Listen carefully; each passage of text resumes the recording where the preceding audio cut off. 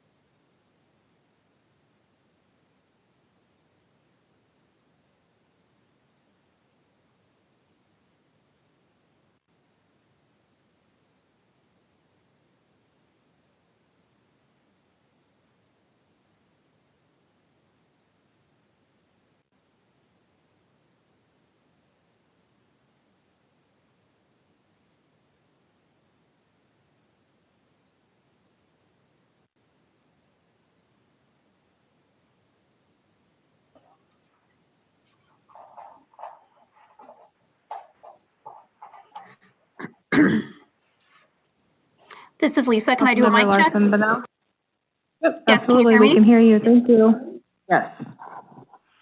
Thank you. Councilmember Chalfie, can we do a mic check, please?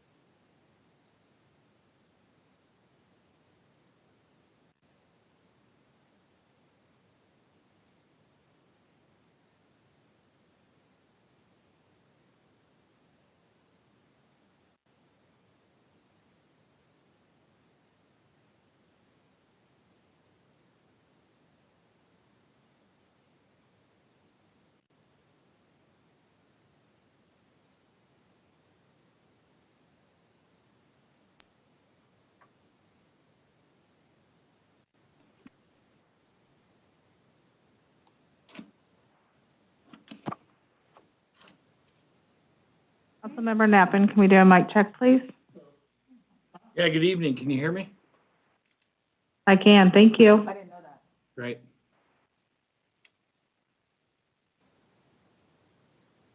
Councilmember Kimling, can we do a mic check, please? Yep, I'm here. Thank you. Councilmember Chalfie, can we do a mic check, please? Hello, good evening. Thank you.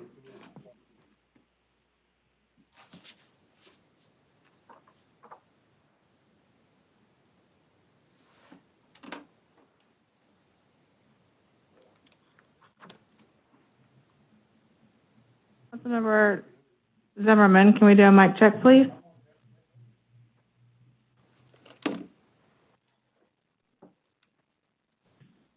There we go. Testing 1, 2, 3.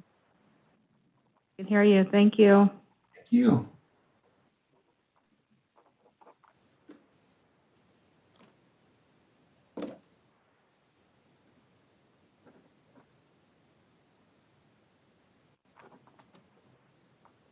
Mayor Disler, can we do a mic check, please? Yes, ma'am. Can you hear me? I can, thank you. Okay, I'm not sure that I have full control yet of the meeting. Am I missing permissions here?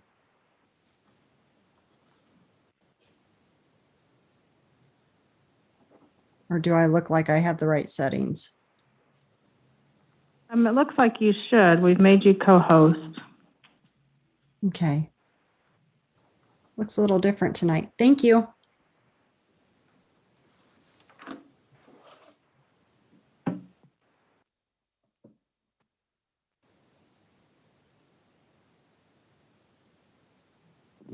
Mayor, can you see my hand raised?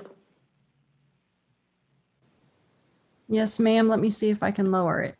Yep, I got it down. It's working. Cool, thank you. Thank you so much.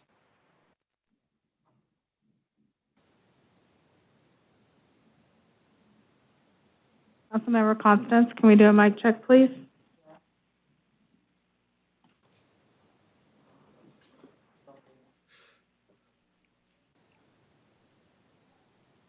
Hello? Hi, can you hear us? I can. Thank you. I just switched microphones. Can you all hear me? Yes. Thank you. We sure can.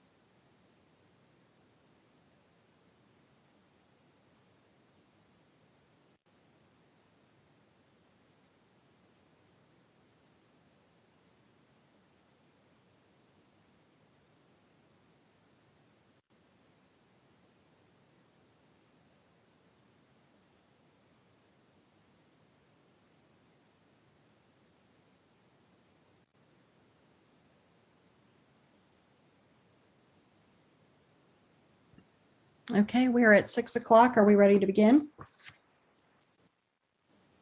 Yes, we are. Thank you. Good evening. Welcome to the March 1st, 2021 Council Committee meeting. I'm Mayor Michelle Dissler. I'll be chairing this meeting. First, I'd like to ask how many are in attendance from the public for tonight's meeting for the record. 0. Thank you. Besides myself, the committee members who are participating are Tammy Thomas, Ward 1, Matt Zimmerman, Ward 1, Eric Jenkins, Ward 2, Mike Kimling, Ward 2, Lisa Larson-Bennell, Ward 3, Kurt Knappen, Ward 3, Lindsay Constance, Ward 4, Jill Chaffee, Ward 4.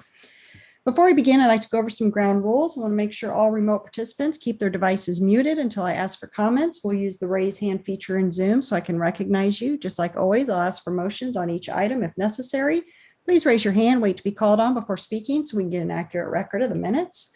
Next, I'd like to go over some emergency procedures for the meeting. City Council, Council Committee meetings will continue to be held via Zoom. During the meeting, I'll offer the opportunity for public input. If you'd like to speak to the council at any of those times, please come forward to the designated microphone.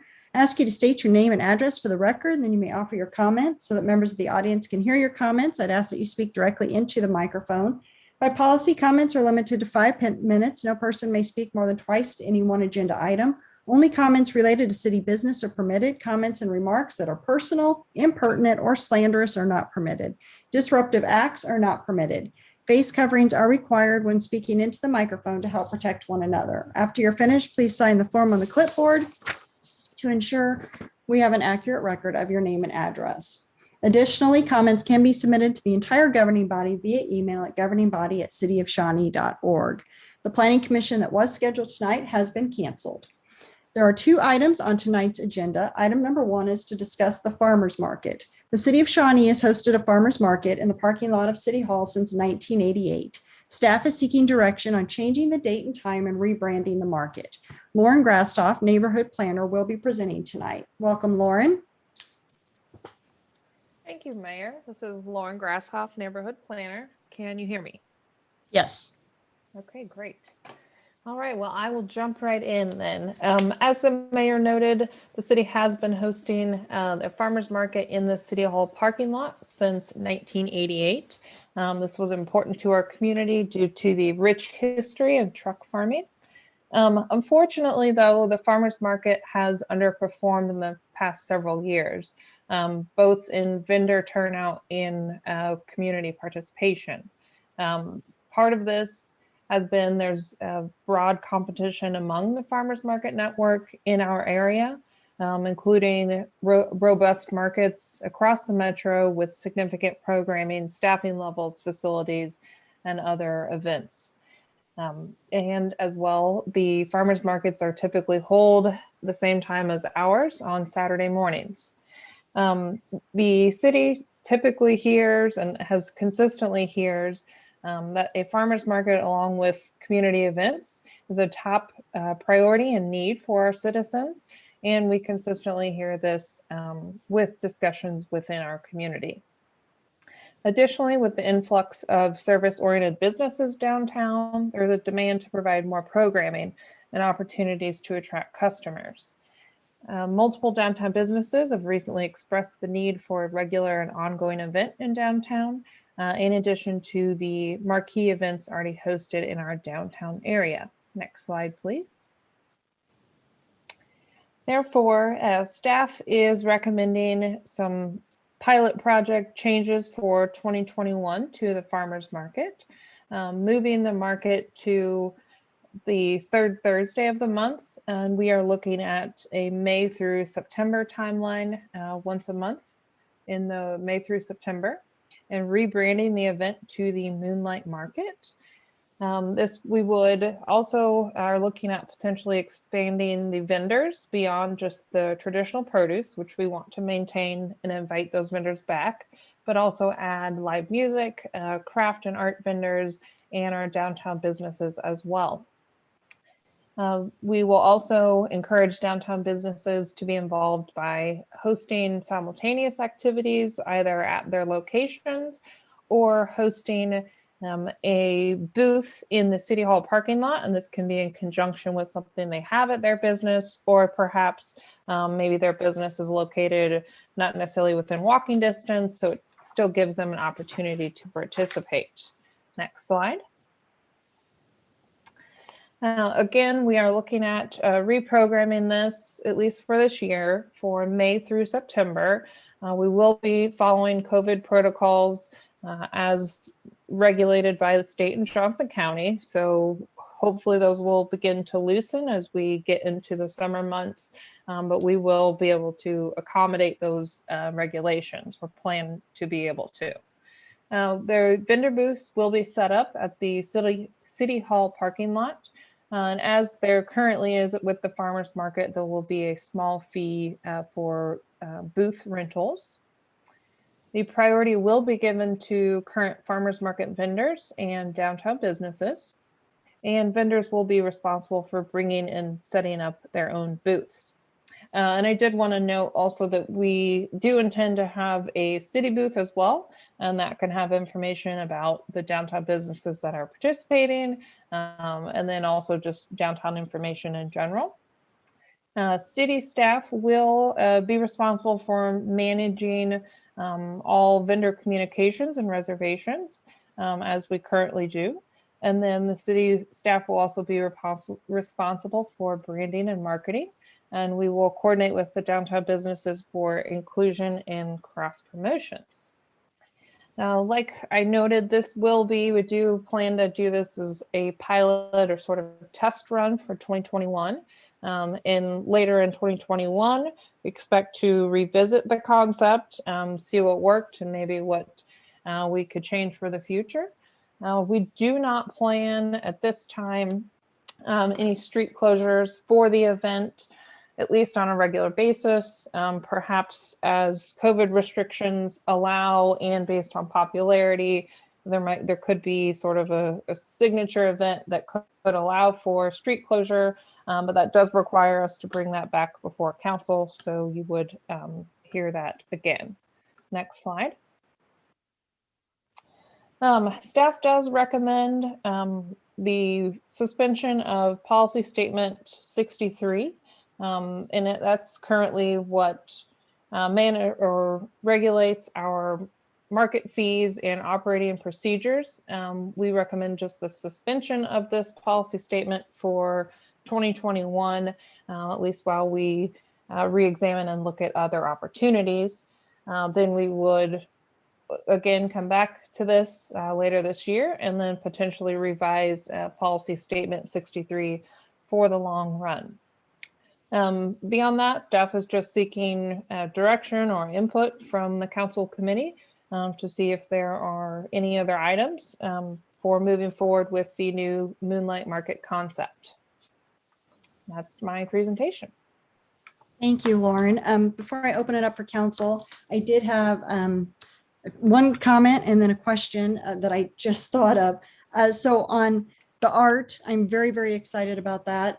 Every year since becoming mayor, I have had people from all parts of the city ask me for us to do more things focused around art. And then the other question I just thought of, though, did any of our current vendors give any feedback that even with doing this, they would still like to do Saturday morning, or they would be just done with Saturday mornings and only participate in this? Because I'm just thinking, you know, especially as downtown continues to grow and become a really cool place to be, they may decide that, you know, they want to be here Saturday morning, and others may decide they want to be here Saturday morning instead of someplace else. And I'm sorry, I just thought of that. Have any of them? We did reach out to the current vendors, which I noted there are few anymore. Right. They did express general support for the change of concept. They didn't indicate either way if they wanted to keep that Saturday morning as well. Our intent, at least, was to make this event focused on those once a month Thursdays. Right. Okay. And so if by chance they do come back and say they want to do both, would we just say no, or it's a public parking lot, you know, you can still set up, or would we? But I don't know why we couldn't allow it. It's Okay. not interfering with any other activities during that time on Saturday mornings. Okay, I haven't heard anything. I just didn't know if you had, if they would like to do both or anything. So thank you. I have Councilmember Larson Bennell, Councilmember Zimmerman, Councilmember Jenkins, and then Councilmember Nappen. Councilmember Larson Bennell. Thank you. First of all, I absolutely adore this idea. I am so excited about it and what it could do. I have thought for quite some time that our Saturday morning program needed some revitalization. So this is an excellent way to do it. I do have a couple of questions. One question is whether we've given thought to whether our local breweries or even a local winery would be permitted to sell wine or beer at the event. So we are actually anticipate here within March at a future city council meeting to bring forward an open consumption ordinance that could allow for sales. What we're looking at to bring to you all would be for sales on within the city hall parking lot, as well as allowing some extension from those businesses that do sell beer to be able to have like street cafes or people outside during this event, but then also perhaps longer through the summer if they'd want to do that. Okay. My second two were really just comments, and really they were coming from some of the community feedback that we received. I believe it was resident Carol Mundy that recommended activities for kids. It sounds like we're going to have a city booth. I loved the idea that she had of having, you know, a beanbag toss where they can win a balloon animal, or having balloon animals, or face painting people. I do think that even though it's on a Thursday night, this could be something that could be a good family environment. And then my last comment is, I can't remember if it was Carol or if it was another resident, but they recommended kicking off since this is new, kicking off the Moonlight Market with basically waiving the booth fees for the vendors. And I would be in support of that as a recruiting tool for a short period of time to get it kicked off if that was something the city was considering. So that was all of my questions and comments, and thank you so much. Thank you. Councilman Zimmerman. Thank you, Mayor. And Lauren, thank you for the presentation. A lot of really neat ideas. They say the definition of insanity is doing the same thing over and over again and expecting different results each time. And to your point, our farmers market has underperformed for quite some time. So doing something different strikes me as the right thing to do. I like all of your suggestions. You have my full support on this. And I think the timing is going to be really good. We're going to be coming out of the pandemic. I think people are going to be looking for something to do. The Moonlight Market just strikes my fancy. Hadn't really thought about the serving wine or alcohol, but I think council knows my personality well enough that you're all probably saying, yeah, he's going to go for that. Great idea. You have my full support. Thank you. Thank you. Councilmember Jenkins. Yes, thank you. I just want to open up by saying I really appreciate the efforts done by Lauren and the rest of the staff that's put this together. To me, this is the kind of thing I'm looking for. It's the thinking outside the box idea and coming up with something new and a little innovative rather than just doing the same old thing as Councilman Zimmerman was referring to. That is insanity. It wasn't going anywhere. So I'm just really thrilled that we're coming up with some new ideas and going to put something out there for people to hopefully enjoy. We don't know how well it's going to work, obviously. We don't know if people are going to go for it, but it certainly sounds good, and it sounds like something that the people would go for. At the same time, if folks are coming to this Thursday night fair and shopping with our vendors, that would give them also an opportunity to advertise if we are going to leave it open on Saturdays. And this might be like the cameo event on Thursdays and say we do decide to keep it open on Saturdays. They would certainly be able to advertise and say, yeah, we're here every Saturday to people when people are coming through. And so they would know that they could also access to come by things from the vendors on other days as well. So those two could feed off of each other for mutual benefit, possibly. But overall, I just want to congratulate everybody on thinking outside the box a little bit and coming up with something new and kind of interesting here. So thank you. Councilmember Nappen, and then Councilmember Chafee, Councilmember Constance, and Councilmember Thomas. Councilmember Nappen? Yeah, Lauren, I'll just pile on to other comments. Nice job. Obviously, it's underperformed. I'm excited about doing something different. Love the idea that it's family friendly. Like the idea of moving to monthly. Maybe we can generate some excitement around a monthly event. The inclusion of music, I think, will be really well received. And I love that it's going to involve those local downtown businesses. So really nice job. Great idea on the rehaul. It's a pilot, right? So if it doesn't work, we can reevaluate. But what we're doing now is not working. So, and I love the balance, the idea of the balance between, I would support alcohol sales, but I also love the idea of including children's activities. So this can be a family-friendly event. So really nice job. I guess I'm a little curious, and maybe this will come in future meetings, but this is potentially exciting, something that could become a monthly event, that a place people go. What's the plan to promote it? Thank you. Yeah, so I think in general, we'll use our sort of usual channels as far as social media. Depending on our city line deadlines, we can get the information in that website.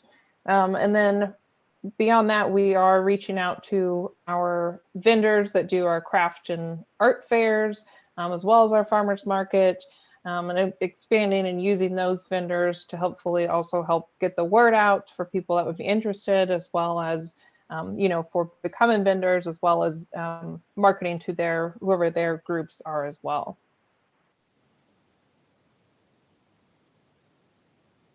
Thank you. Councilmember Chafee? Thank you. I will echo what everybody has said. This is super exciting to me. I think it's a fantastic idea. I love the name. I think it's, you know right away what it is. So I love that. Love the idea of the kids activities. And then also wanted to kind of circle back to what Councilmember Larson Bonnell said about potentially waiving the booth fees, which I would maybe encourage us to think a little more on that. I think if we could maybe get some commitments to say, to kind of get people to commit for a certain number of months, whether it's this whole 2021 season or 3 to 4 months, and get them to commit and offer, to waive the booth fees for that. That could be, I think, a way to really get some involvement. So I think it's great. Kind of couple questions was, could we expand it all the way over to Shawneetown 1929 and have programming there? I don't know, it's just something that popped into my head. Downtown businesses, I'm sure, obviously will be a part of this, so they could potentially help market the event as well through their channels. And then just a logistics question. I know you mentioned the street closures aren't part of the plan, but potentially if there was a really big event, does that street closures need to come back before the council for approval? I was just, I didn't know that. So I was just going to clarify that. But great job. Thank you.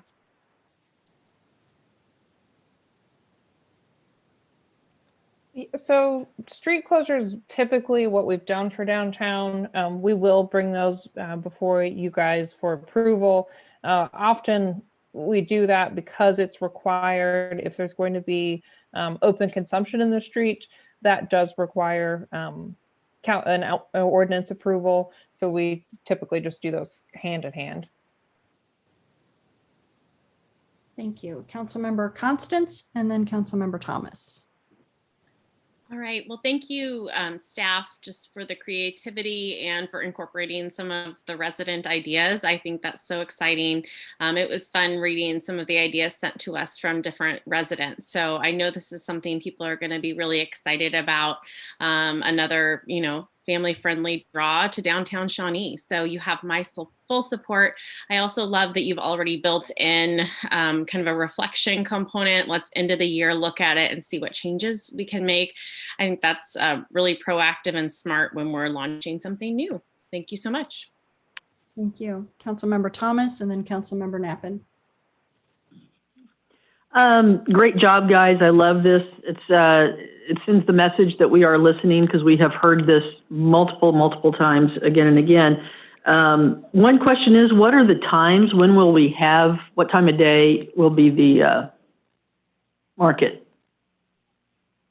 Yeah, I'm sorry. I don't think I noted that. We are looking at 4 p.m. to 8 p.m. Okay. And the reason I ask is there will be accommodations by those here at City Hall to enable folks to get in, set up their booths, and have a parking place, I would assume, here at the site. Is that reasonable? Very much so. We are working on that. Okay. We touched on a couple of different times waiving the booth fee, which I like. Covered my question about prep for City Hall itself. And, you know, what kind of thought, and this was just a thought, much like, I can't remember who said it, but migrating perhaps to Old Shawnee Town, this would be a good use of even introduction to that part of our city. Got a huge parking lot right on that faces Johnson Drive, but just maybe a thought in the future of utilizing that space as well for an event such as this. And also, what are the criteria in the event we wanted to have this on Saturdays as well? Because I know in the summer with kids, a lot of ball games and practices and running around happen, you know, a lot through the week. And sometimes having that alternate opportunity as well, but you got to have your vendors sign up. So that's not always, you know, feasible, but just a thought. And I appreciate it. Thanks so much. I know a lot of work went into this, and it is certainly something I support. Thank you. Councilmember Nappen. Yeah, I don't want to beat a dead horse. Obviously, everyone's excited about it. Just a couple more thoughts that came into mind, or came to mind. It's a great opportunity for community outreach. So I would love to have a police car there, giving tours or whatever, a fire truck there. For the kids, it would make it more family friendly. I'm totally for waiving the booth fee, especially as we get started, if that can generate excitement or generate vendors, I should say. The other thing is right now, what you're proposing isn't going to cost us anything. So if there are nominal fees, like maybe a bounce house for kids, things like that, I would completely support it. This has potential. We'll see where it goes, but I mean, it's a great idea. And I can totally see families from my ward out in Western Shawnee making an evening down in downtown Shawnee. So total support of it. The Old Shawnee Town, I think it's a great idea to include it in, but for now, can we see if we can get some excitement and bustle down just right there downtown by City Hall? And then if it's positive, if we get good response, we can expand it from there. That would be my thought. Thank you very much. Yeah, and to your point, Councilmember Nappen, what I would like to see is that if it blows up so big, we run out of room in the downtown area, then we have the overflow over in Shawnee Town, and it would give folks a reason to walk down the street, to go from one to the other and be involved in both. So exactly, but let's start slow and then move from there. right. Councilmember Thomas and then Councilmember Jenkins. Yeah, sorry, one more question I forgot to ask. What is the booth fee? So right now, our farmers market booth fee is $10. That's what we were looking at to start with. All right, thank you. Councilmember Jenkins? Did you say $10? Yes. Mm-hmm. Okay. That wasn't me, but this is me. Yeah, I was looking at this thing, and I really like the branding of it. The moonlight thing sounds pretty cool, but I'm trying to figure out how moonlight fits in here because we're talking about summer and it's still broad daylight at 8 o'clock. I wouldn't mind seeing this thing go later. If you wanted to open at 4, I guess that's cool.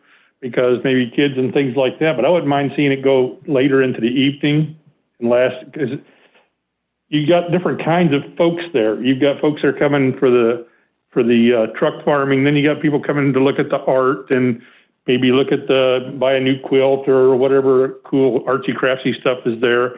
And then we talked about even having some music, so maybe run it into later into the evening. Those people that were there with their kids early and stuff may mosey on. Those that came a little bit later to maybe to view the art and the crafts and those kinds of things, especially if we have where you can carry an open beverage about, might be wanting to stay a little bit later and kind of make it an event, because that makes it more of an event, I think, if we kind of go into the evening hours a little bit. I know we can't go too late, because if we do have music and that kind of stuff going on, it may be a nuisance for neighboring neighborhoods nearby and so on. Of course, we do that for Old Shawnee days. But anyway, I'm just thinking perhaps run this thing a little bit later than what we're talking about now, and maybe extend the hours a little bit so we actually have some moonlight. Okay. I don't see any other council comments or questions. Is there anyone from the audience that would like to speak to this item? No. Okay, I will accept a motion. Move to approve the new concept here for our new farmers. Jenkins, second. Motion has been made, seconded on this item. All those in favor say aye. Aye. Aye. Aye. Opposed, nay. Motion passes. Item number 2 is a follow-up discussion on task force and board and commission items. The items were presented at the February 1st, 2021 council committee meeting. Staff presented new committee and task force concepts based on best practices and community feedback during the Imagine Shawnee process. Staff will present additional information on proposed community engagement task force, public art task force, and revisions to policy statement number 72. Stephen Powell, Deputy City Manager, and Caitlin Gard, Assistant City Manager, will present this additional information. So welcome, Stephen. Good evening, Mayor and Council.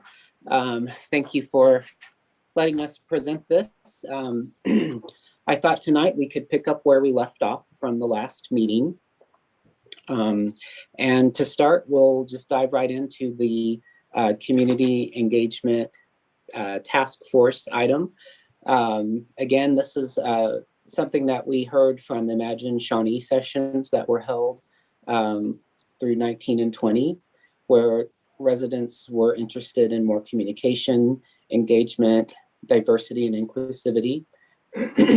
I've bulleted out on this slide a list of items that the task force could tackle for us, particularly how we engage with and communicate with the public, how we advertise our programs and services and promote our city and present ourselves to the public. And we could also have them look at how we recruit and retain employees in our workforce, and to take steps to make sure that we're reaching as many residents as possible across a broad spectrum of our demographics.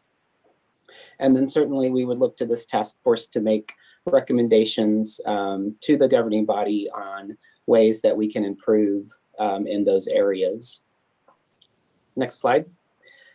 We're proposing that the membership of the task force, if it's approved, would be 11 total members. We're proposing that one member would be appointed by each council member. There would also be one council member on the task force, as well as the mayor, and then one member who would be recommended by the Shawnee Chamber of Commerce to represent the business community. Memberships would need to be residents and or business owners. And we would want to make sure that the membership would reflect the diversity of our residents, business owners, and our faith partners. Next slide. The timeline that we proposed for the task force would be 1 year to complete its work. And after a year, if the task force needed more time, the governing body could certainly make a decision to provide more time for that work to be completed. We would propose monthly meetings and certainly be able to have additional meetings if it was necessary.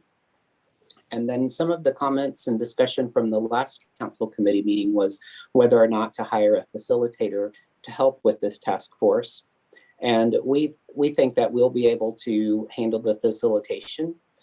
However, if there was a need for a facilitator to help with various topics or issues that did come up, we would bring that back to the governing body for consideration before we did anything. Next slide. And so in your packet was a one-page proposal for the task force that covered everything that was in the slides that I just went over. And if there's any questions or discussion related to the task force, I'd be happy to try to answer those for you. Okay, I see Councilmember Knappen, Councilmember Chafee, and Councilmember Zimmerman. Councilmember Knappen, please go ahead. Yeah, two things. Number one, I appreciate that staff's going to facilitate it instead of us hiring a third party again. And we can revisit that if needed. Secondly, I'm curious, it feels like Julie should be a part of this. She's in charge of our public relations. Why have we decided not to include her in on a community engagement task force? And has there been any thought to including her? Other than that, I'm all for community engagement and I'm in support of it. Thank you. And to answer your question, Councilmember Knappen, Julie would certainly be involved on the staff side to help facilitate it. You know, I would envision her going over all of the things that the city does to communicate and engage with residents now. And so I think myself and Julie, probably Liz Bernard, our HR director, would be the staff liaisons to the committee throughout their work, since those are the areas that they would probably be touching the most. But yeah, Julie would definitely be involved in it. And so she'd be part of the meetings? Yes. Okay, thank you. You're welcome. But just to clarify, as staff, not as a task member. Correct. Okay, thank you. Councilmember Chafee and Councilmember Zimmerman. Thank you. Thanks, Stephen, for the information. I just wanted to clarify two things. One, I believe this is correct, but the members are appointed by council members, and then, or at least 8 of them, 7 of them, 8 of them, sorry. And then, excuse me, and then we all approve those. That was my first point to clarify. And then we also got one question from a resident to clarify the representative from the chamber. Is that a chamber representative or a representative from the business community? And if you can just maybe kind of clarify the purpose of that sort of. Sure. On the. I'd be happy to, Councilmember Chafee. And so the way that the membership is currently proposed is that each council member would get to assign a person to represent sort of them. And so each, you'd have 8 people on the task force appointed by the city council members. And then the one member from the chamber, we put the Chamber of Commerce on there because they represent our business community. And so, I think the intent is to have someone from the business community on the task force to provide representation. And when we were writing the list of memberships and looking at kind of what other cities have done who have done similar types of task forces, a chamber representative was pretty widely used, but that it could be just a business owner that someone else chooses. It doesn't have to be a chamber member. It could just be a business that the mayor picks, or you know what I mean. Okay, that is helpful. I guess maybe that is something we could potentially discuss, just whether we want to stipulate that it's a chamber member or not. I don't think I have strong feelings one way or the other, so I'd be curious to hear what other people think. Thanks a lot. You're welcome. My opinion would definitely be a Shawnee business owner. I don't know that they would necessarily need to be a chamber member, but definitely a business owner if to represent businesses. Councilmember Zimmerman and then Councilmember Constance. Thank you, Mayor, and Stephen, thank you for the presentation. I won't belabor it, lots of positive comments already. I will say this, of the 7 or 8 bullets that you've noted here, the bullet with specific regards to methods and media used to communicate with the public, city advertisements for programs and services, and how the city promotes and markets itself to the public. If the only thing that comes out of this is we address some of the complaints that we get from the community about communications, it's going to be a rip-roaring success, in my opinion. So, like the concept, I'm all for it, and thank you again. Thank you. And I just had a thought, Stephen. Could we utilize like Ann with the chamber, whoever, the same as we would staff, like with Julie and Liz, to where we can choose a business owner, but we would have someone from the chamber be like a staff member. So they're not actually on the task force, but they're in that advisement staff type role? We could certainly do that if that's what the council wanted us to do. The chamber does have their own communications folks that Julie does work with closely when we're either cross-promoting an event, such as State of the City. So, I think it's something we could certainly look into. I know the chamber, they support the city quite a bit with our own communications and advertising. And so it could be a good fit.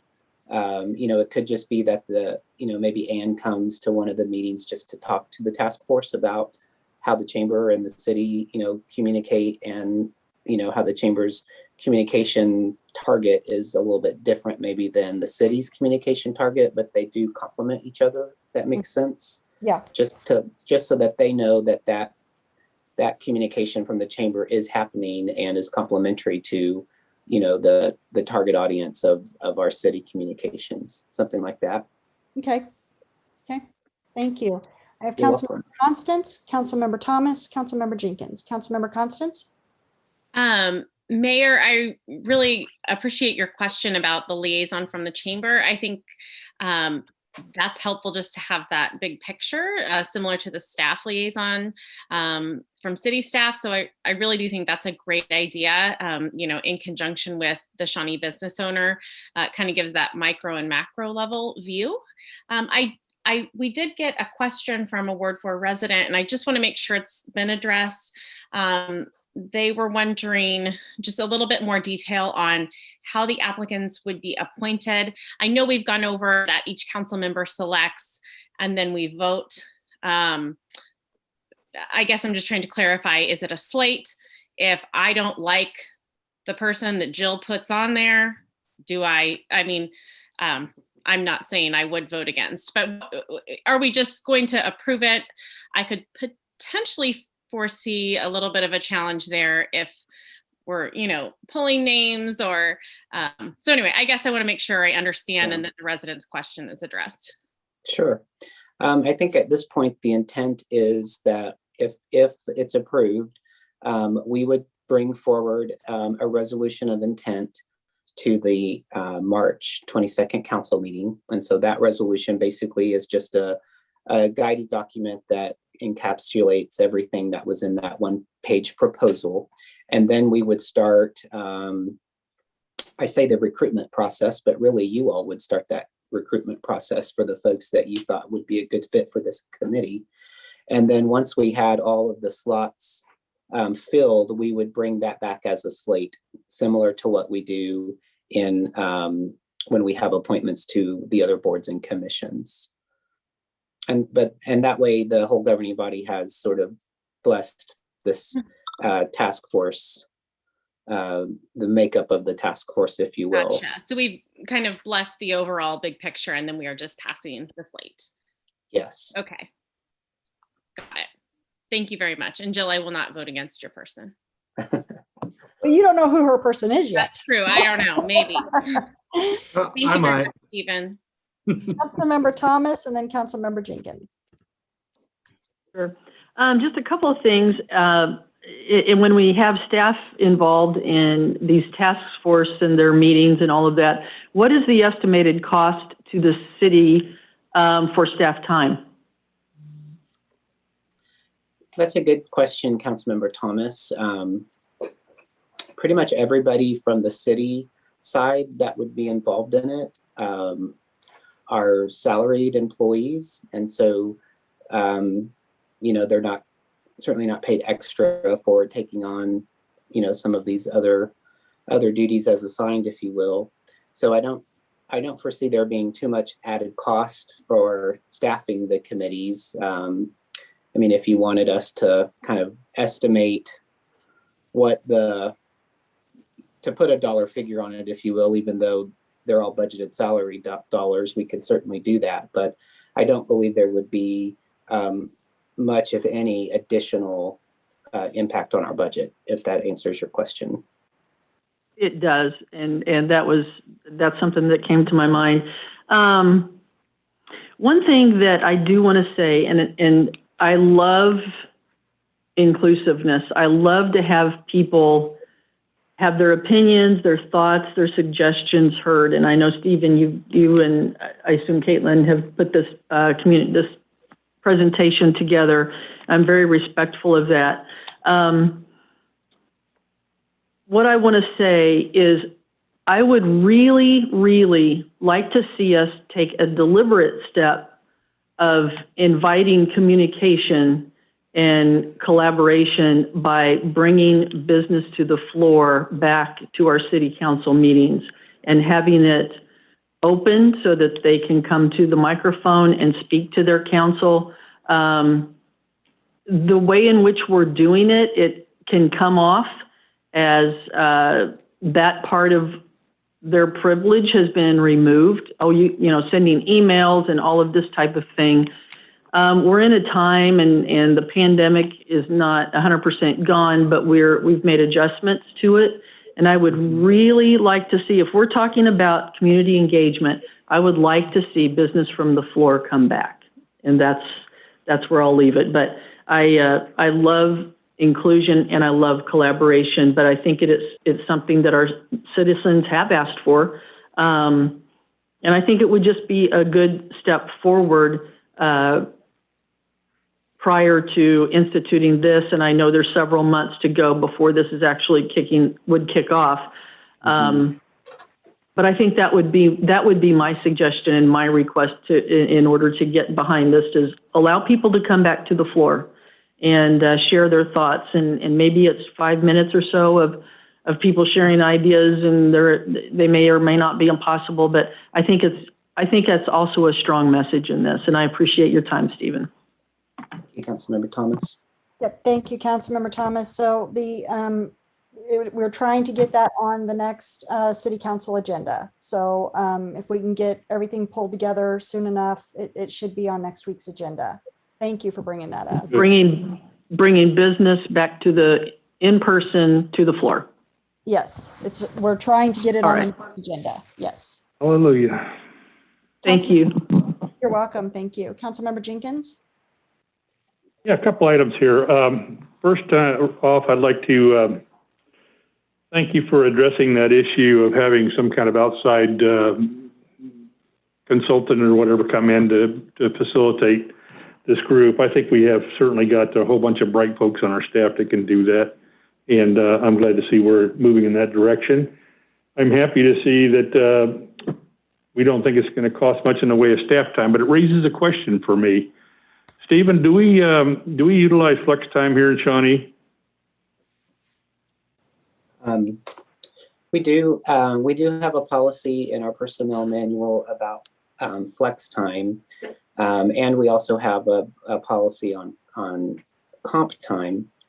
And I think for salaried employees, we are able, to flex time here and there. That policy doesn't necessarily apply to salaried employees, but most supervisors who do have salaried employees do recognize that from time to time, those employees do put in extra hours. So they may let them come in a couple hours late, after a late night, or take a couple hours off early on a Friday. So. Well, that's good, because I think we ought to emphasize that. I mean, if we have people that are having to come in and do evening functions and so on, perhaps they shouldn't show up for work the next day until a little later in the day and that kind of thing. I think that's something we could entrust in the hands of our division directors and department heads.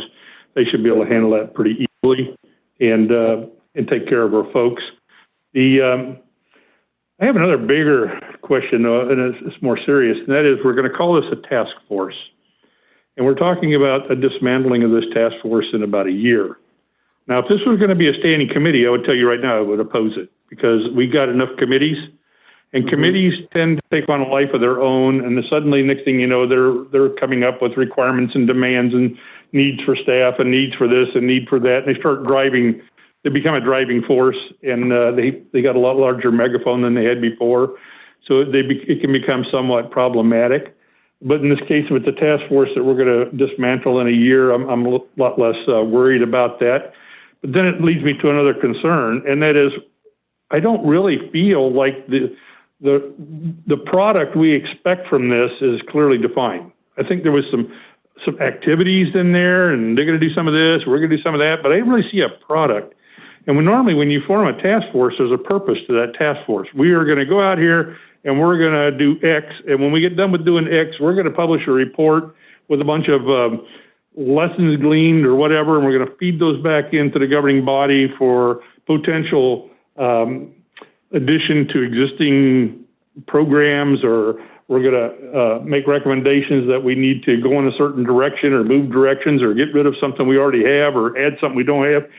If you get my drift, I mean, there's a reason that we did it. And right now, I'm sorry, I'm not trying to be negative on you guys, because I think you're working hard and all that, but I didn't really get a good feel about that. I don't feel like we really identified, we're going to form a task force, they're going to go do this, and they're going to come back to us with their findings. And and that way we can look at those findings to see which of those are serious or important that we may want to incorporate into our processes and so on. So I'd like you to take a look at it from that direction, because I just have that real nagging feeling that we're not really doing that. It's kind of a tactical. We're all going to get together and have a good time and talk and interrelate and throw ideas around and stuff, but there's no real product. So if we could tighten that up, I think that'd be very helpful. Sure. And just to add to that, that's a good point, Councilmember Jenkins. My thought is that, as the task force forms and kind of goes through that forming, storming, norming stage, that the end result would be some type of a report with findings and proposals or recommendations that the city could take into account. I think certainly if they came up with like the best idea since sliced bread that we didn't want to wait on, we would bring that to you, sooner than at the end of the process. And so that's kind of how I envision that, is that there would be some type of a final report that you all would get with some kind of final report, but somewhere in the process, I think, Stephen, we need to add something in there, though. We need to provide something up front to the task force, at least a starting point for them. So they kind of got a feel of why we've been formed, and they're going to expect something out of me, and kind of frame it for them. You know what I'm saying? Uh-huh. Does that make No, and that way, I think we're going to get a lot better return on our investment if we do that. Okay. Thank you. You're welcome. Okay, I don't see any other council discussion. Is there anyone from the audience that would like to speak to this item? No. Okay, I will accept a motion. Move to approve, Zimmerman. Second, Constance. Motion has been made, seconded on this item. All those in favor say aye. Aye. Aye. Aye. All those opposed, nay. Motion passes. Nay. Okay, motion passes. Councilmember Thomas in dissent. Okay, do we have any other public arts? Here we go. Go ahead, Stephanie. This is Caitlin Gard, the Assistant City Manager. Good evening, Council. This is going to be a very similar kind of format to Stephen's Community Engagement Task Force that he was just discussing. We did bring this concept to the previous council committee meeting and wanted to provide additional information as requested. So we're bringing that to you tonight. Public art and beautification, particularly as it relates to history in Shawnee, was brought up in almost, I would probably say, every Imagineering session that we participated in. And so we wanted to kind of embody that, hopefully coming out, as Councilmember Jenkins was just discussing, with some outcomes that would give staff direction moving forward, but particularly focusing on that beautification, especially as it relates to our history. And so here are some potential task force topics here. And the very first one of those is to define public art. While that seems kind of ancillary here, that's probably the number one thing that we would like this task force to do. And then from there, just inventory and identify the public art we already have. We have a pretty good idea, but there's probably some items that we are missing. And then consider locations for any additional public art. And then from there, potentially come up with processes for integrating additional public art, strategies for conservation and maintenance. And then if there is to be any funding that moves forward out of that, what would that look like? There are lots of options on that. And I know we got into that a little bit last time, but I really think that's something that this task force could come up with. And additionally, as a result of the task force, there will be some processes and strategies, and how does that public arts task force raise awareness to the public on that? And then also potentially a process we don't have in place right now is developing a call for artists. So say there's a project we would like to have a piece of public art included in. We don't really have a call, kind of specifics for that. I mean, we have a normal request for proposal process, but it could be a little bit more specific for art. And then if we were to hopefully ever receive any gifts or donations or bequests, hopefully we can have a policy that's proposed through this task force on that. Similar to the community engagement task force, we do have membership recommendations. Obviously, this is subject to change based on the discussions we have this evening. We are hoping that members of this task force have skills or backgrounds or professional associations with anything related to art, history, or beautification. We have a really rich community here, not only in Shawnee, but across the metro, of design and beautification and engineering and just anything that relates to that field. And so how can we tap into that? I'm sure there are tons of Shawnee citizens and business owners that have kind of that background. So how can we tap into them to be members of this task force?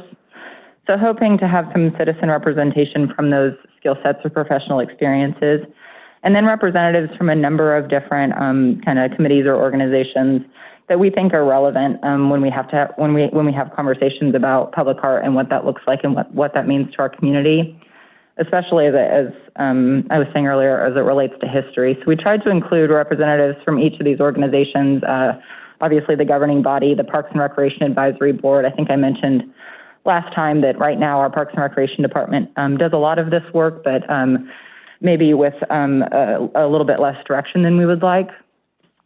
Representative from the Chamber of Commerce, just in case we do need that business input and what that looks like for the business community. If the business community wants to become involved in public art, what does that look like? Visit Shawnee as well, just to bring that tourism aspect to the task force. And then really getting into that history part of the community, our Sister Cities Committee, our Friends of Shawnee Town, and then also the Monticello Historical Society, hoping we can have membership representation from all of those. Similar to the Community Engagement Task Force, all members should be residents residents and or business owners.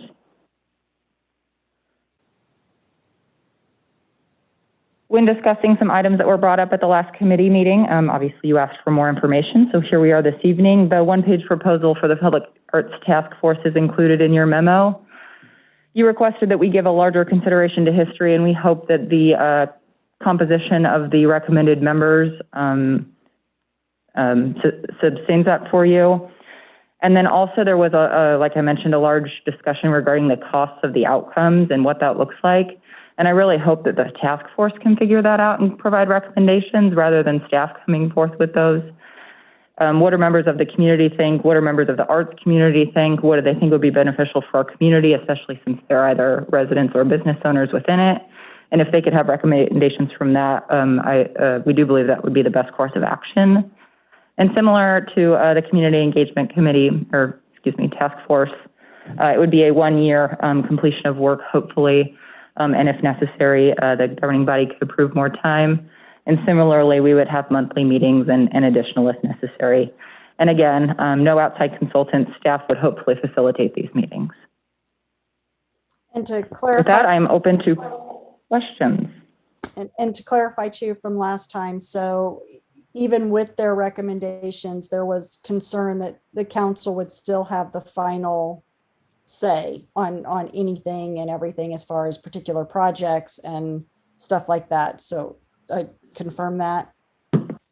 Absolutely, it is solely a recommendation. Absolutely.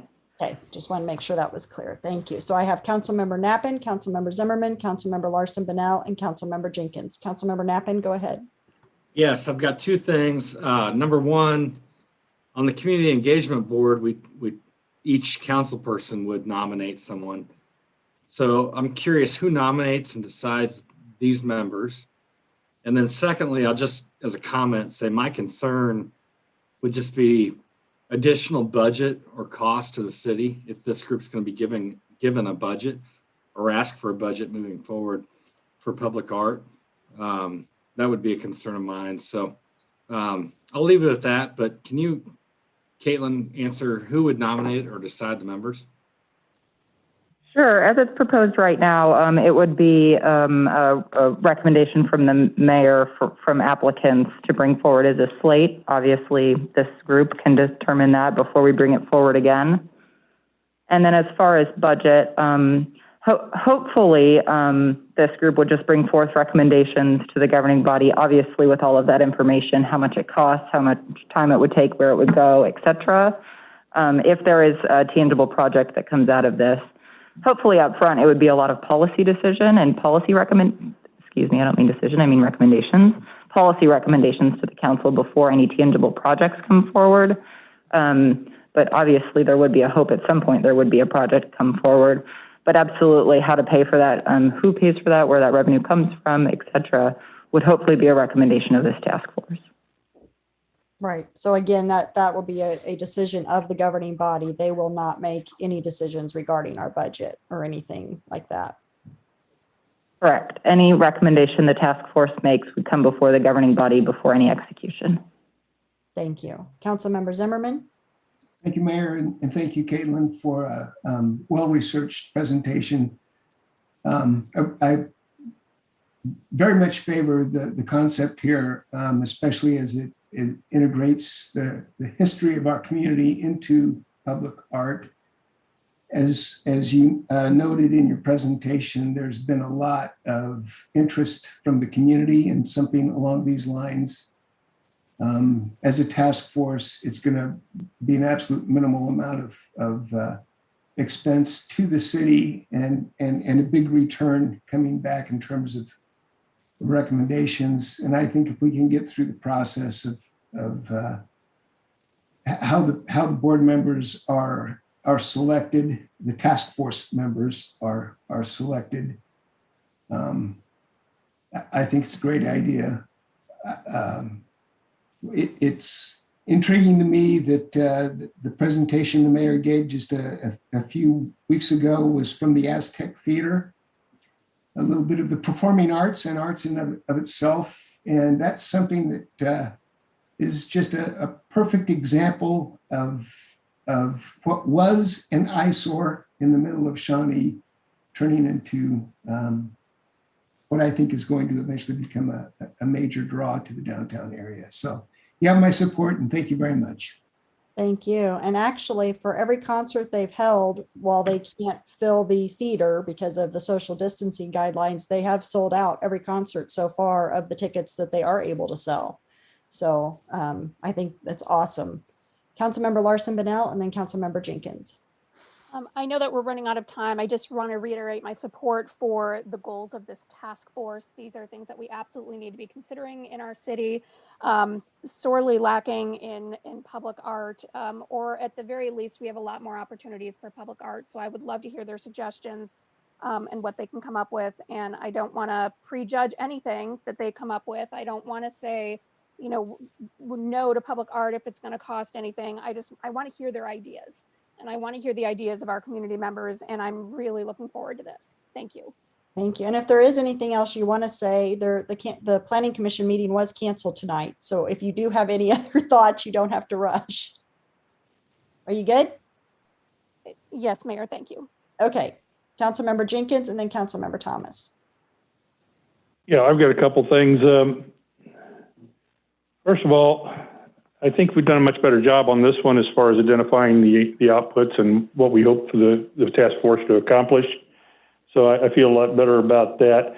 I would go on record as saying if this was going to be a standing committee, I'd be opposed because we got plenty of committees and I don't want to generate more groups out there that are placing demands upon the council and our budget. So I really don't want to go there. But a task force to go out and bring answers for some of these issues, I have a comfort level with that. That may work out fine. The one glaring thing that kind of pops out at me, though, as I read this, is I'm concerned about control of it. These folks are going to be like cats. It's going to be like herding cats.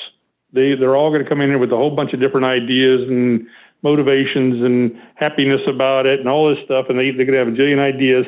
And I don't really understand how we're going to kind of contain that and control it and move it along to get it to where we want it to go. I think we need to designate a cat herd. And I think that would make me feel like this might have some chance of success. But if we just turn 11 people loose and say, go for it, it's going to be crazy. So that somebody that does keep them, somebody that's going to be in charge that's going to keep them in line with those the things they're supposed to be doing recommendations on and kind of guides them through the process and make sure we get to where we want to go. Otherwise, I don't know if we're really going to accomplish much. Madam Mayor, I nominate Councilmember Eric Jenkins as the official cat herder. That's what I was just going to ask, if Councilmember Jenkins is volunteering to be the council representative on the committee. Councilmember I'd be willing to provide direction, but I'm about as artsy as they don't come. So I'm not even. All right, thank you. Councilmember Thomas? Yes, I think this is a tough one for me in that, in so much as I love art. I have, and by that I mean I have a husband that has been blessed. The good Lord gave him the gift of art, and he's done unbelievable creations with that skill set. My daughter has the gift of art and designs Hallmark card ornaments. And so I have a clear understanding about the value of art. I understand that the history of our community is our foundation. And if you don't have a foundation, you don't have a future. In many aspects, our history, our foundation can be documented through art. I completely understand that. But I do have a concern in that where will this go? I mean, I would like a few more hints of how this will be guided. Are we talking a time frame of art? Is it outlined that way? Is it actual pieces of artwork that we try and attempt to find, or we try and attempt to duplicate? I would just like to see a bit more structure in when we're defining what art is. And like I say, I very much understand the world of art and what it's a true talent, and not to be taken lightly, not to be dismissed of, oh, that's a nice picture, because there's so much more to art than that. And in order to gain support, I want to support this, but I want to see a bit more structure on exactly what we're going for before I think I can get behind this. Also, I do want to state for the record, my lack of support for the previous task force is purely based on wanting to have business from the floor back. I think that is a huge community communication piece. So I did want to insert that into my discussion. But on this particular one, I love art. It's hard for me not to support it right now, I want to support it. I want to know more about what direction we're going with it before we go down that hallway, because again, the cost of some of this art is tremendous, and we need to be shopping and linking arms with some donors that could perhaps be connected with this. I would like to see someone like that be associated with this in the future if it does come to fruition. I think that would be a good time investment of the task force to go out to the community and talk with folks and gather financial donations to take this down the path to do it appropriately. So those are all things that I would like to see outlined prior to moving forward. Thanks. Very good points. And I'm hoping that the task force comes back with some of those ideas and on, how we can get donors and things, especially if they're experienced in this field. And, just one of my own personal wishes that I've always had is some type of representation of our namesake. I would love to have some type of, whether it be a statue or living, learning art type experience or something in regards that honors and respects the Shawnee tribe. So, things like that are the types of things I'm thinking, but it doesn't, in my mind, it doesn't all have to be Shawnee history. I would love anything that represents Shawnee, but that's just one item that's been very important to me for a long time that I would like to see us accomplish. But I'm hoping that that's exactly what the task force can do. If we can use people that are experienced in these fields, they know how to build that momentum and the donors and the raising the funds and getting people, getting the support. And, but, I would hopefully want to see that it's all stuff that is unique to Shawnee and represents us in one way or another, whether our past or our future. Councilmember Chalfie and then Councilmember Constance. Thank you. I just have one comment and one quick question. Caitlin, thank you for the thought that you put into kind of the entities that you feel would be valuable to serve on here. I think that's a good exhaustive list. So just wanted to commend you on that. And then my only question was at the very end of the proposal, it says that applicants for this task force would not be eligible to apply for public art competitions because of a conflict of interest, which I understand if that particular art contest were happening within the time period that this task force is active. I guess I just wanted to clarify, if the task force does its work in approximately a year, is that person sort of disqualified forever? I just don't, anyway, just wanted to clarify that. That's a really good question, Councilmember Chalfie. If there would be any recommendations for like installation or public art contest within the scope of the year, which may or may not happen based on the recommendations of the task force, I would assume that their primary focus would be the policies and the steps to implement all of the things that we've just discussed. But if they get through that really quickly and the council agrees to those recommendations and there is time left to complete projects as they go through the city council, then that could potentially become an issue. I just didn't want to leave it out of consideration if anything like that were to come forward. I do know downtown is really focusing on aesthetically improvements. So what does that look like? Could there potentially be projects for partnering with businesses? I don't know, but I just didn't want to leave any of that out. And Councilmember Constance, it looks like your hand went down. Did you still have comments or? I got my question answered and Okay. I am in support. Thank you. Thank you. Okay, I don't see any other hands. Is there anyone from the audience that would like to speak to this item? No. Okay, I'll accept a motion. Move to approve. Zimmerman. Second, Larson Bonnell. The motion has been made and seconded on this item. All those in favor say aye. Aye. Aye. Opposed, nay. Nay. Nay. Nay. Okay, so we have Councilmember Thomas, Councilmember Knappen, and Councilmember Kimling in dissent. Correct. Okay, thank you. Okay, and then did we have a presentation on PS 72? Yeah, we're gonna do that in 5 minutes. This is Stephen again, Mayor, and I can run through the slides real quick. Okay. Last time we presented some concepts on proposed training and orientation for board and commission members. And these are the types of training and offerings that we would provide.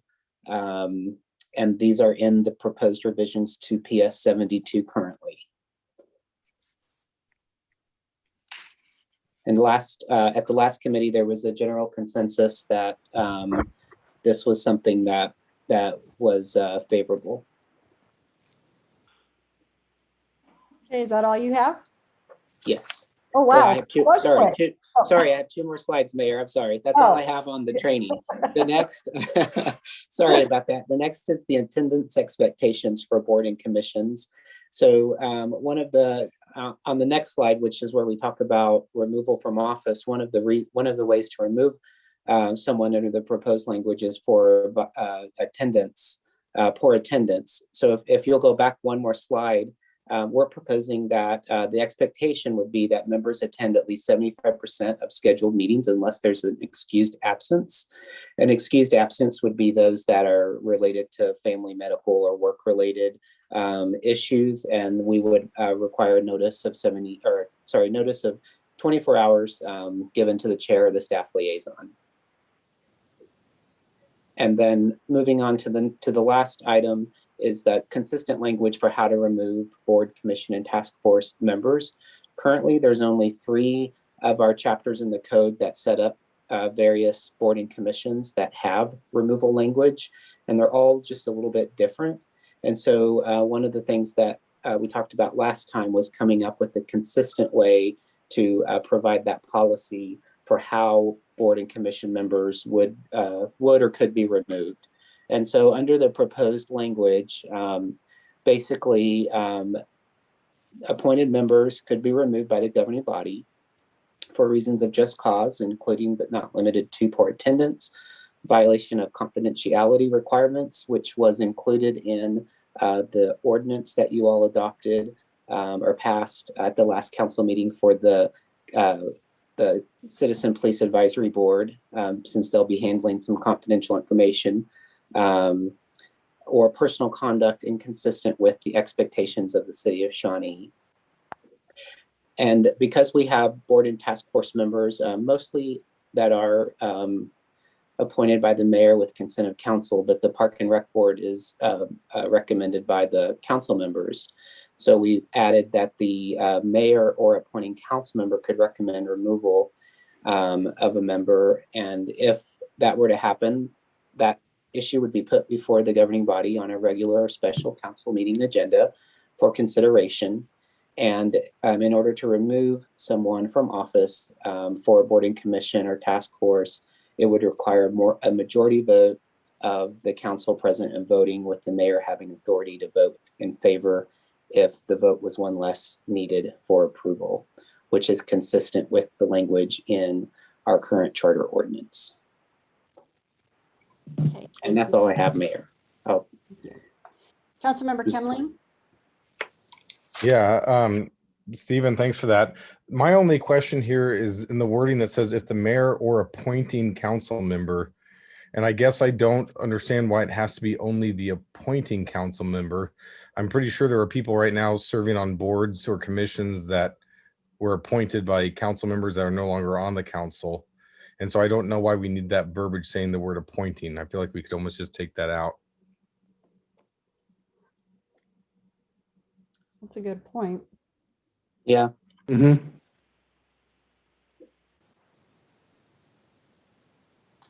And I would also ask too, the council, their thoughts on, if it was a single incident, if it's something that you would be okay, because it's happened a couple times before, where I had a meeting with the planning commissioner and, let them know that, there were some residents upset with some comments and things like that. And the planning commissioner, acknowledged, they didn't realize that what they had said had come off the way that they thought they had said it, and, corrected their actions. Going forward, if you're okay that, if it's not something that's really severe, if we do give them another chance through counseling, to bring something to their attention and they're able to correct the behavior before a removal would be recommended. Is just something I'd like to put out there for consideration, because it has happened in the past where I've counseled planning commissioners before. Councilmember Jenkins? Yeah, I'd like to have one other reason for just cause, and that would be political activism on the dais or during the conduct of your official duties. And I think that should not only be for people on commissions and task forces and so on, but also for city staff. I worked for the federal government for 34 years, and during that time, and my military time as well, which is over 30 years, I lived under the Hatch Act. You weren't allowed to do politically active things while you're acting in your official capacity. And I think that's a very fair requirement for something like a planning commissioners to recommend you vote your council members out speaking from the dais. That's unacceptable behavior. That's not appropriate. It shouldn't be done there. If they want to talk about it at Johnny's or whatever, great. You're on your own time. You want to get out and hang out with your friends, talk about politics or whatever, that's great. But it should not be done while performing your official duties. And if they do that, I think it should be cause for removal. Thank you. Councilmember Larson Bonnell? Thank you. It's my understanding that the piece that you have in here that talks about personal conduct inconsistent with the expectations of the city of Shawnee, are you intending that to be the code of conduct that was found on page 8 of the packet? Yes, that's the current document that when boarding commission applicants fill out the online form, they have to check the box saying that they read and understand that.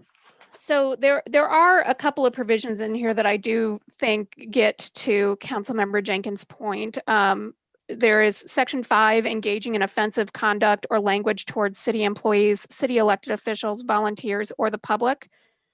Section 7, well, that's not appropriate. That's not applicable. Sorry. But then it goes on to say advocacy of special interests or causes, endorsing, promoting, or soliciting a political, business, and or other advocacy of special interests or causes, that all of those things would be prohibited. So I think that that is sufficient to get at what is happening while people are in the process of volunteering. My only concern is that it's very clear to me that it says the code of conduct is applicable while you're volunteering. And I interpret that as while you are actually in a meeting or doing city related business related to your volunteer appointment.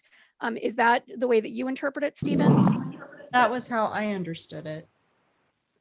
Okay, so this wouldn't stop any, and this is what I wanted to make sure we weren't trying to do, because I think it would be illegal. It doesn't stop any volunteer from, on their own time, doing whatever it is that they want to do that might be in violation of the code of conduct, as long as it's not during the time that they are representing the city. Right. Okay. This is Eric. I want to just chime in since we're addressing my my proposal there.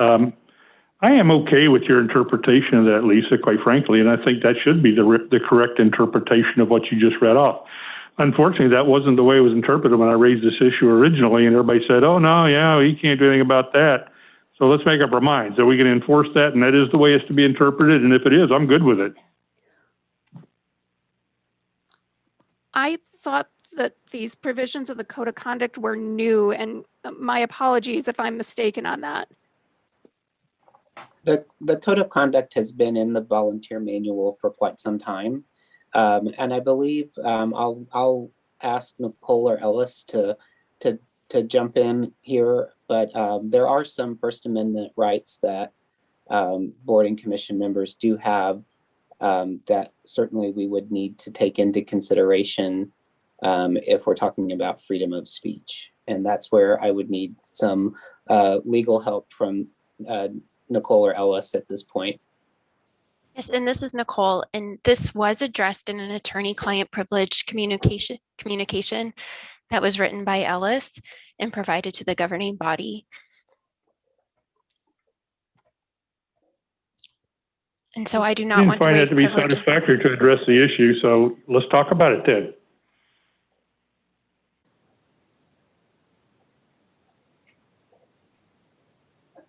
Those things actually watered down the code of conduct. It made me feel even more concerned that we couldn't react to such behavior and code violations. So I was left pretty much out in the cold with Ellis's comments. And yeah, you do have First Amendment rights. I think there's nobody here who's going to argue that, and I would fight to the death for those. In fact, I wore a uniform for 34 years and deployed all around this world to defend those rights, and I would do it again, even at my advanced age. But the bottom line is, you don't have all those rights. Like I just said, as a federal employee, for example, and as a soldier, I was governed by the Hatch Act, and I got First Amendment rights, okay? So there are times when your First Amendment rights are couched by the profession you seek or by the position you hold.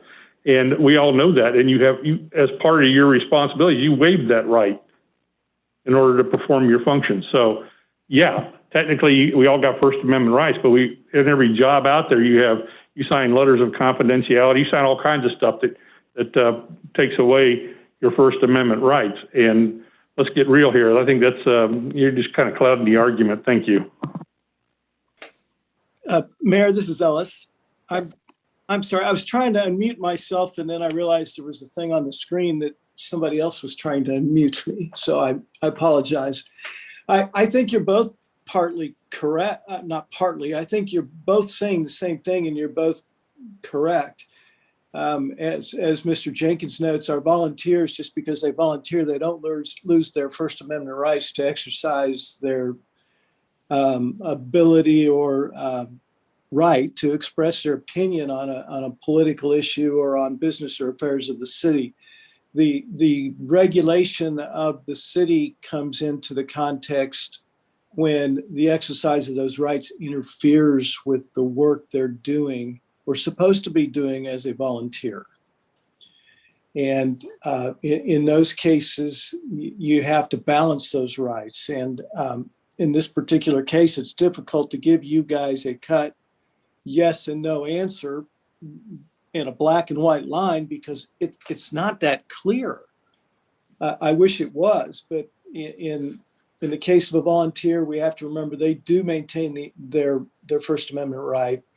And that would include the right to express themselves and their opinions. But if it interferes with the conduct they're doing as a volunteer, then the city can exercise the ability to regulate that conduct. And that's what's intended to be reflected in the volunteer manual. Did that answer the question partially or mostly or at all?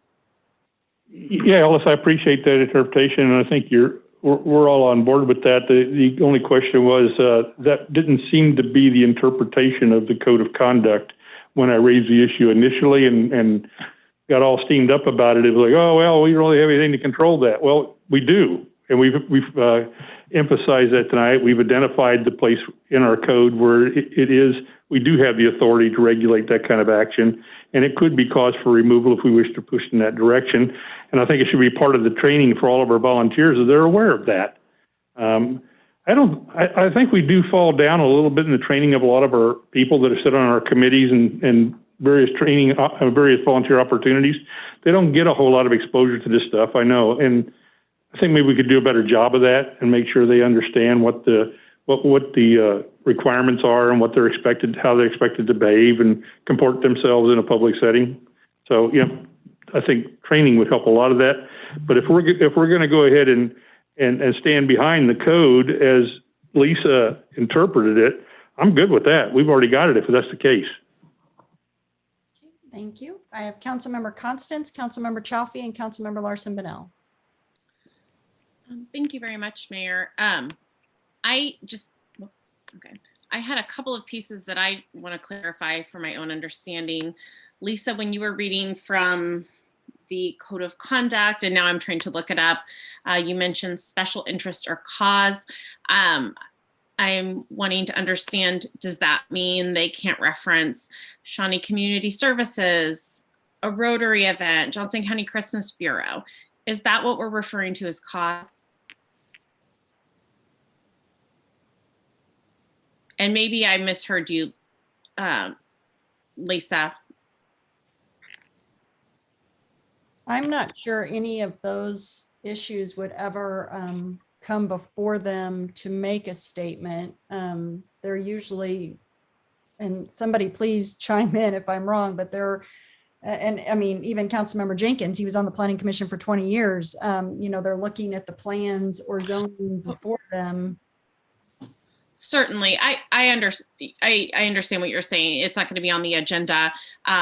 I just am wanting to make sure I understand, is that the word we're referring to with cause? I know at the end of our meetings, sometimes someone will say, hey, make sure you come to the Rotary barbecue, right? So just trying to understand the definition of cause in that portion. I did get a constituent from Ward 4 reaching out with a little bit of concern on the fact that this needs to be really objective. I don't necessarily have a problem with the topic at hand, and I think it's a great idea to have really solid, clear expectations. I feel a little bit nervous about the legality and the speech issue, to be honest, especially referring back to the original communication from Ellis. So that's really where I am. I'm generally in support of this. I just want to make sure it's completely 100% within our ability to regulate, since we are talking speech. And then again, just a little bit of confusion for me on some of the code of conduct and the terminology.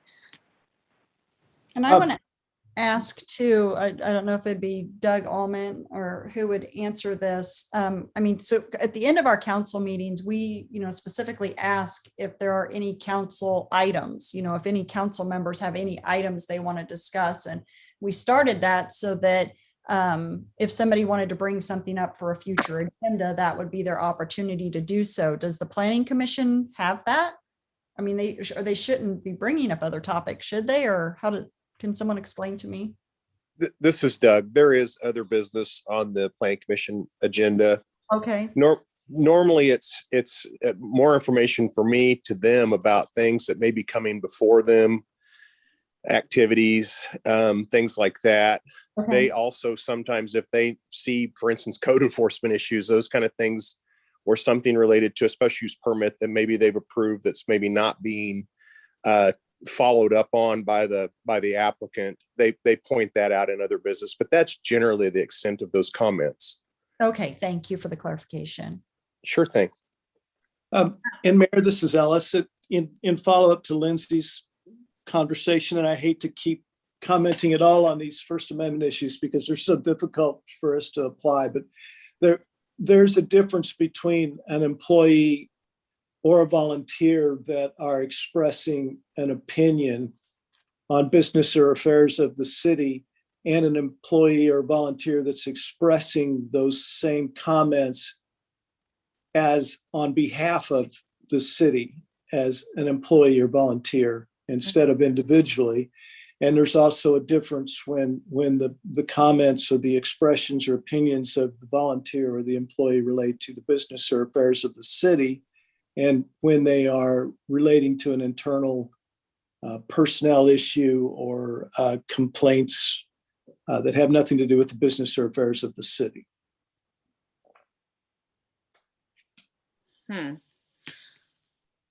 Okay. So Ellis, is it your, I guess you are in the belief that we are fully within our ability to regulate based on the wording that's in here? It has your stamp of approval from a legality standpoint? Yes, and with I've got to emphasize again with some steadfast and sincere assurance that each issue is going to be reviewed and looked at before it ever gets to the point where you all as a governing body would act upon it.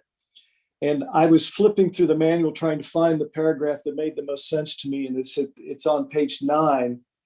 That city resources or staff may not be used to coordinate or conduct volunteer activities for the purpose of endorsing, promoting, or soliciting a political, business, and or other advocacy, special interest, or cause.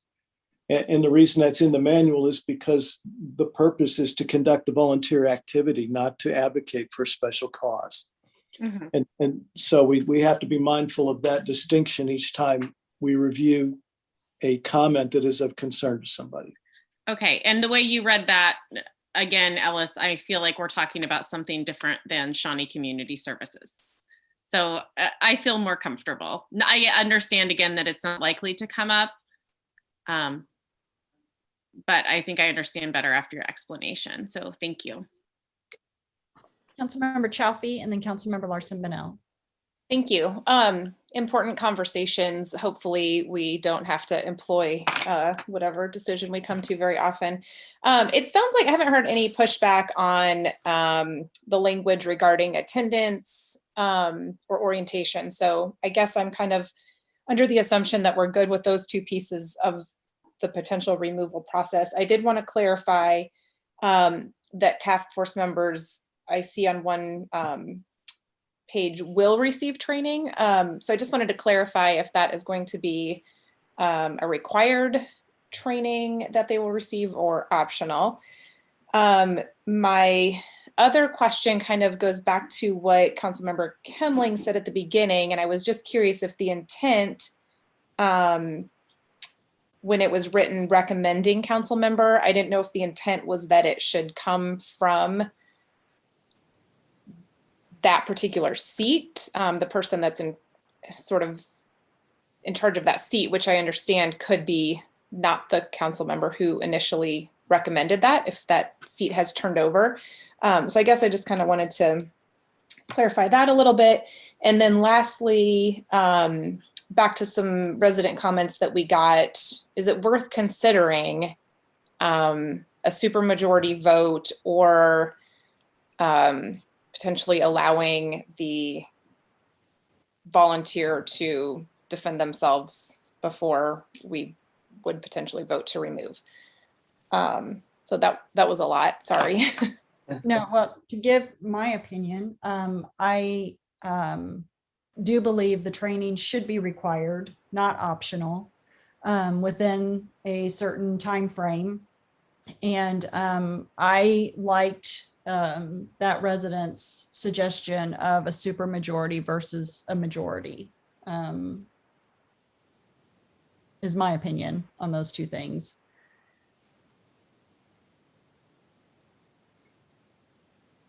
Yeah, this is Eric. I tend to disagree with that because we put them on with a majority. They should be able to be removed with a majority. That seems pretty basic to me.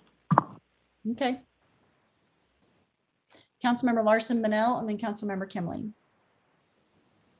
Okay, I'm not trying to muddy the water here, but I am going to muddy the water. So back to Ellis's comments about interpreting the code of conduct. I think that the code of conduct is written to have some flexibility, and it needs that flexibility so that we can do the legal analysis in these things that are a case-by-case basis.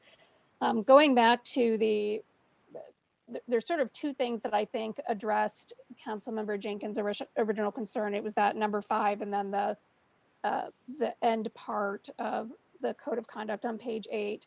I suppose you could, a reasonable person could draw a line and say, where it says offensive conduct or language towards city employees, city elected officials, volunteers, or the public. Offensive might be something like name calling. I don't know that everybody would interpret offensive as saying, I am disappointed in this council member. I don't think that they're representing our city well. And I'm not entirely sure if that piece that Councilmember Jenkins is very concerned about is going to be, would be considered soliciting a political, business, or other advocacy special interest groups. It says, the other part that we didn't read on page 8 says, therefore, during times when you are volunteering / representing the city of Shawnee, and to me that reads as though every time you were volunteering, you are in fact representing the city. You cannot engage in speech or wear articles of clothing or promotion that give the appearance that the city is endorsing or supporting a particular political, business, religious, or other special interests. So I do think that these are some very tricky situations, and maybe they will just continue to be tricky. And I don't have an answer for that. I appreciated the letter that we got advocating to make these really super specific. A big part of me really wants to do that, but then part of me also says, no, we need flexibility to be able to do what is right in that circumstance, and right under the law in that circumstance. And I can go either way on a supermajority. I appreciated the point that community member was trying to make, that it would help to have a supermajority if something was happening that was more like a political attack rather than just somebody who was allegedly engaging in misconduct. So I can see the argument for having a supermajority, but I could go either way. Sorry, that was confusing. Thank you. Thank you. Councilmember, before your battery dies. Yeah, thank you. To be brief, I would be in favor of the simple majority. I think Eric's logic makes sense. We're appointed with a simple majority. I think to take one out, that makes sense. It's proportional. My other thing with the appointing council member language that we mentioned a couple times here is that some of these boards and commissions we're talking about are not actually appointed or recommended by a council member. They're by the mayor. So if we were talking about something like the planning commission, which the mayor makes recommendations to, I would read this language as saying that a council member could not request removal, only the mayor, since there is no appointing council member. And if I'm inaccurate in my assumption, then that's great, but that's my concern with the current language. How I read it too. Good catch, Mike. Do we have any clarification on that? I think it was the intent that if it were a mayoral appointment, then the mayor could recommend removal. If it were a council member appointment, then the council member could recommend removal. But that, if you all would like to change that or tweak it, that's certainly something that, is doable if that's what you all would prefer. Okay, thank you. Councilmember Nappen and then Councilmember Chafee.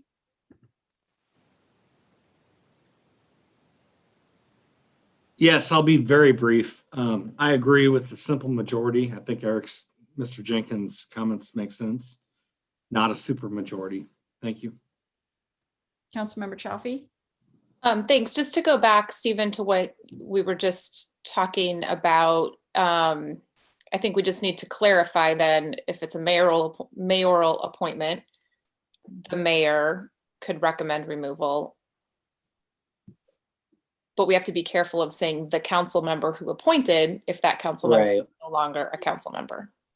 Yeah, I think if you all want to leave it to where the intent is that who's ever serving as mayor at the time could recommend that a mayoral appointment, whether or not that mayor appointed the individual or not, can recommend their removal, as well as, say, for instance, a council member who has a Parks Advisory Board representative, even if you as a council member weren't the person that appointed that member, you as their sort of appointing official, if you will, would be able to recommend their removal. Does that help clarify that? Yeah, it does. Mike does bring up a good point. It's a good catch on his part, because there could very well, and probably very well would be instances where the person who recommended the appointment may no longer be serving on the governing body. Thank you. Councilmember Jenkins. Yeah, I think that problem could be resolved pretty easily just by taking out the word appointing. The mayor or council member recommends approval. I think anybody on this governing body should be able to recommend a removal if they feel so inclined to do so. Obviously, they have to have the votes to make that happen, but any one of us should be able to do that. And the fact is that the basis for removal will have to be a factual basis. It'll have to fit the criteria and everything. You're not going to be able to remove somebody because I'm a pissed off council member and I don't like Schmedlap or whatever. I'm not going to be able to just say I want him removed or her removed or whatever.